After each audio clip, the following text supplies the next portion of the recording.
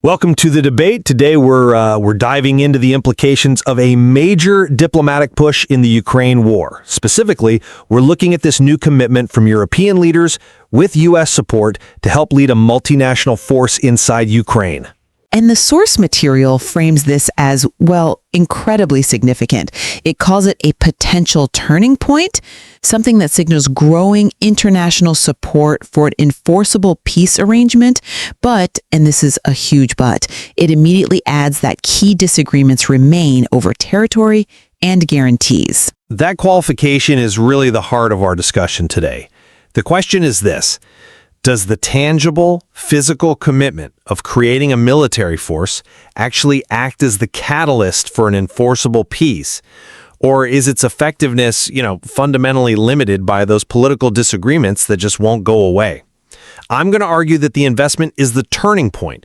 It creates a kind of institutional necessity for peace. And I'll be coming at it from a different angle. While I agree the political signal is strong, I'll argue that until you resolve those foundational issues, the borders, the nature of sovereignty, what the source calls territory and guarantees, this force is really just a very expensive investment in conflict management, not peace enforcement. Calling it an enforceable turning point feels, well, premature. The peace it's meant to enforce hasn't even been defined yet. I see why you think that, but let me offer a different perspective. One that's really focused on institutional leverage. My core thesis is rooted in the sheer weight of the physical and financial commitment here. It's that European leaders are agreeing to lead this force. This is where that phrase shared security investment becomes so important.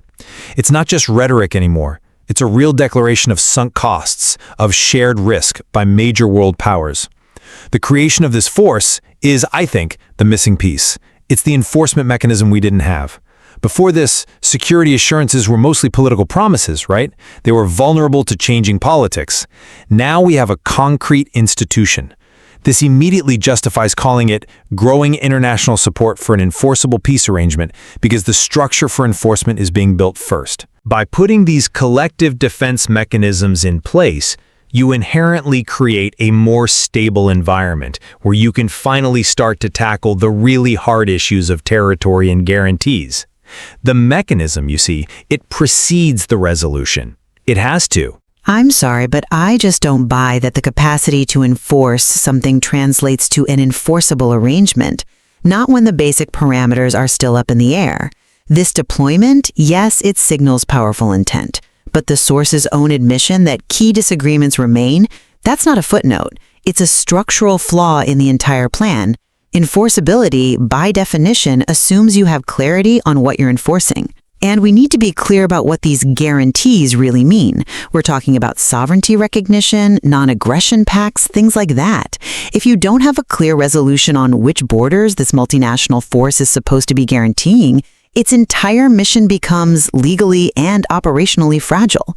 Now, you made a compelling argument that the mechanism creates stability, but have you considered the operational risk?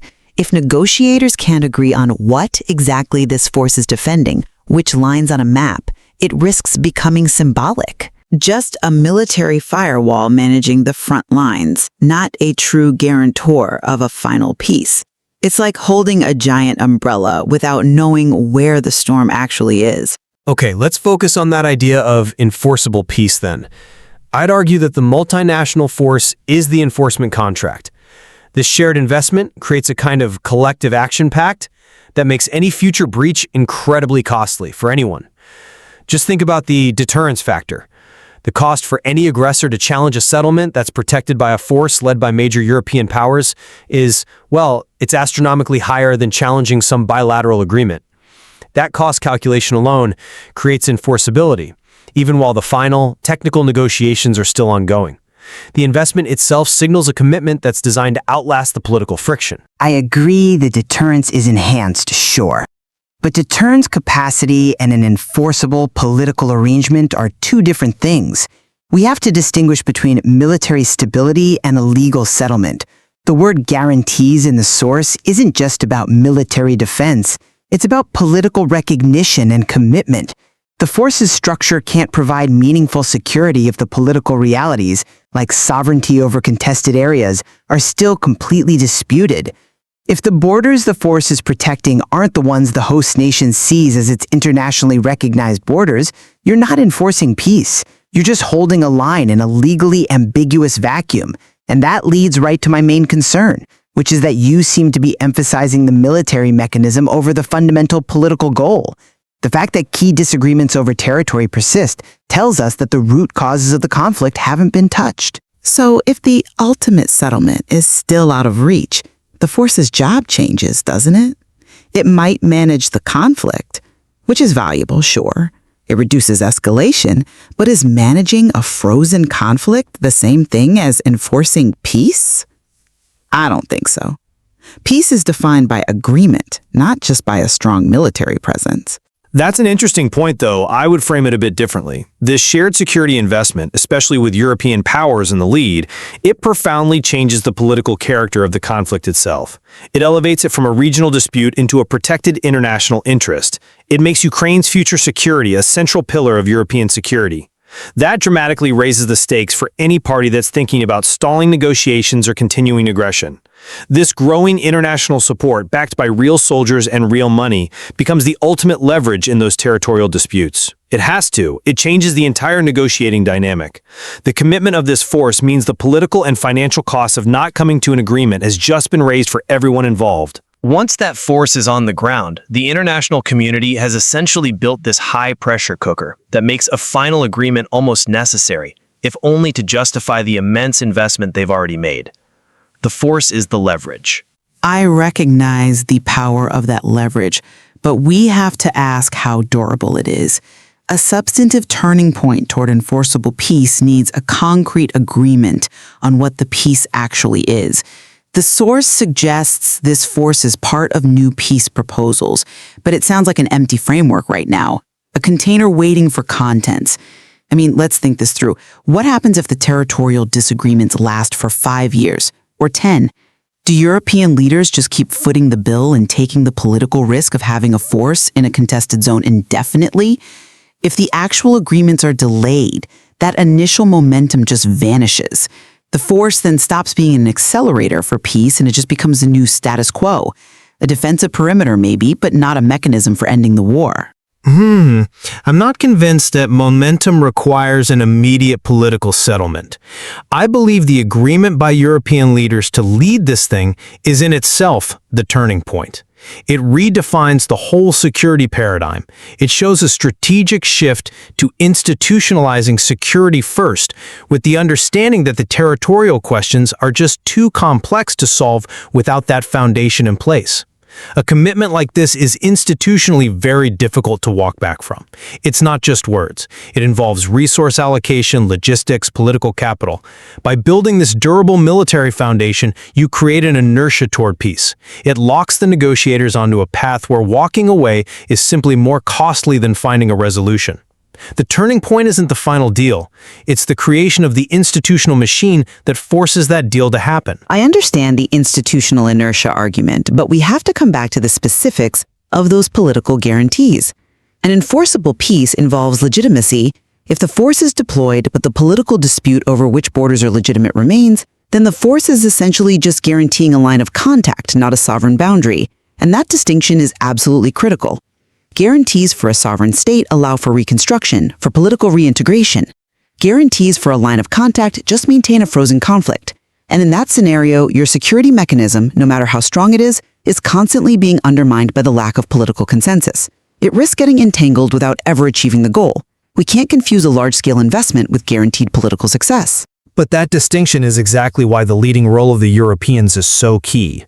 The intent here isn't just to stabilize a front line. It's explicitly tied to new peace proposals. The forest acts as a kind of diplomatic firewall. It ensures that any territory that is eventually recognized as sovereign will be internationally protected the moment an agreement is signed. This removes a huge fear factor from the negotiations, making the parties more flexible. Without that immediate, robust security guarantee, the incentive to hold out for maximalist demands is just too high.